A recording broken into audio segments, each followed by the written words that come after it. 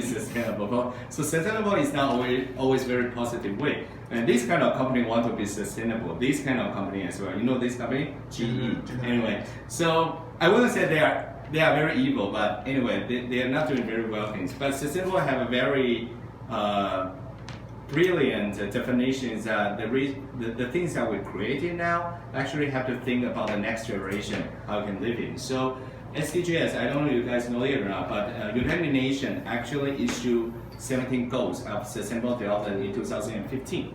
So in the very first beginning, we use these kind of issues and this kind of idea to tell about what is sustainable development. And we do a lot of report, like I just mentioned, that we have a lot of big corporation to engage with these kind of things. And the reason why we always talk about that, because for us, sustainable development is not only a social issues, but actually a new working language. Like design thinking is a working language, SOP is a working language. So different kind of language actually will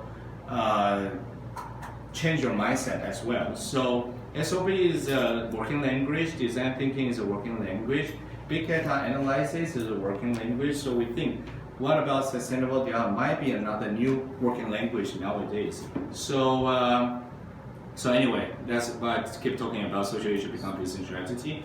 So because nowadays, you know, swan theory, black swan theory, so it's talking about nowadays everything is not happening like before. Like before, 1, 2, 3, and then it's 4. But nowadays, 1, 2, 3 is A, B, C, D. It's something else. So it's keep happening and happening. So we talk about how to use the social issue become more functionable for your business as well. So we do a lot of these kind of things in the past 7 years, and more like a financial industry.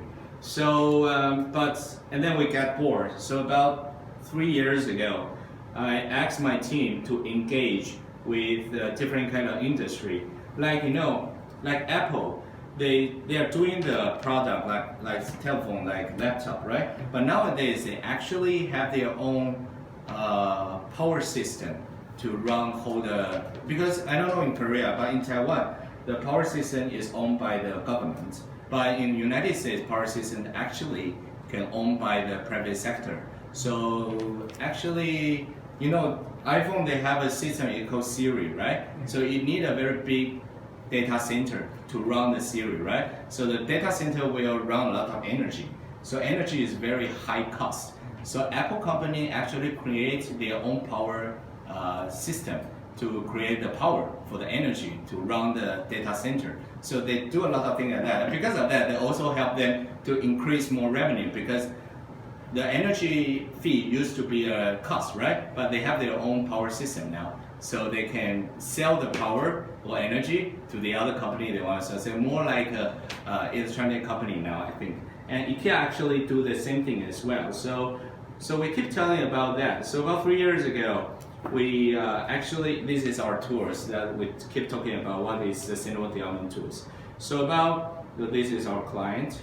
And so about 3 years ago, we used the method that we created to engage design industry, or to engage space design industry, or engage startup industry as well. So that's how we started. And in the past 3 years, I think we do quite well on it.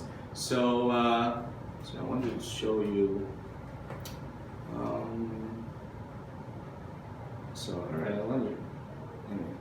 So this one, not this one. So about 2016, we created the new department under Plan B. It's a space management and space design. So that's why we have CIT now.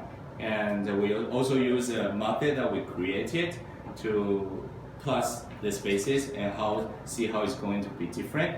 And because the reason why we started the co-working space or the office space, not only because our office need bigger office, but also because now about 70% of the population is living in the cities now. So most of the social issues actually happen in the city.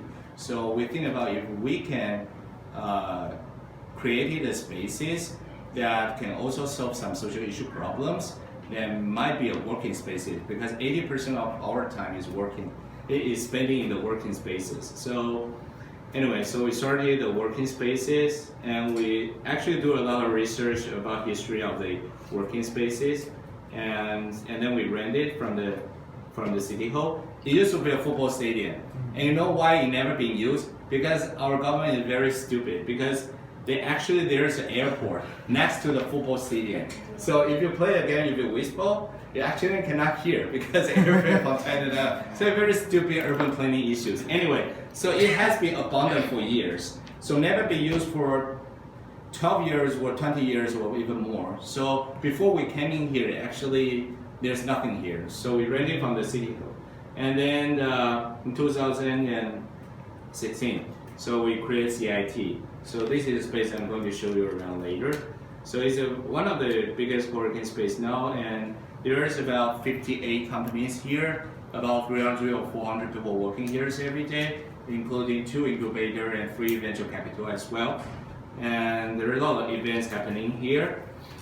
So yeah, so this is the numbers of the CIT.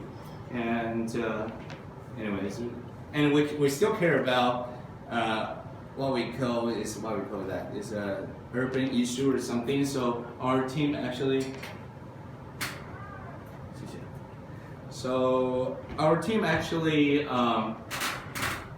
engage with different kind of society in the neighborhood with CIT as well.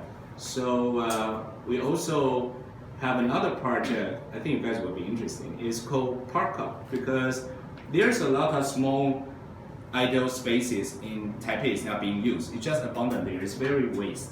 So we create this brand. It's called Park Up. So we kind of sponsor the spaces, and it turned into open spaces like this one. This one is a spaces, very small spaces for the community, and we use 9 pull-up tools so that people will come here to try their clothes, or the young people will come here to take a picture. So there's a lot of Instagrammer or famous celebrity on the internet will come here to take a photo. And anyway, it's a very, very, very experimental open space project in the urban, but it runs quite well. And this project helped us to win a lot of award, design award, with different kind of award from them.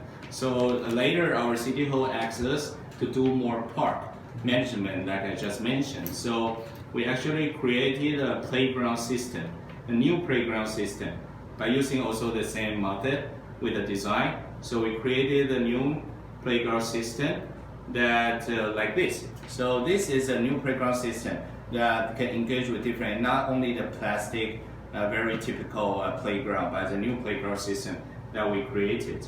And it's very functional. We have 4, no, even going to be 5 playground systems like this. And this is our mayor here. Anyway, he's very famous now in Taiwan. Anyway, so and then we, as I just mentioned, we use our own method with a cocktail. So we actually open a very famous cocktail bar in Taipei. Now it's called Craftland. So it's cocktails on tap. Because normally cocktail you have to do a lot of things, right, bartender? But this one is more like pre-mix. So it's like a tap beer, but come out as a cocktail. And we're going to open one in Seoul next year, actually. So so we do a lot of things like that. And we have clients who are around the world. So we try to use the spaces or project we do to engage with different kind of things. Yeah, so briefly talk about what my company do.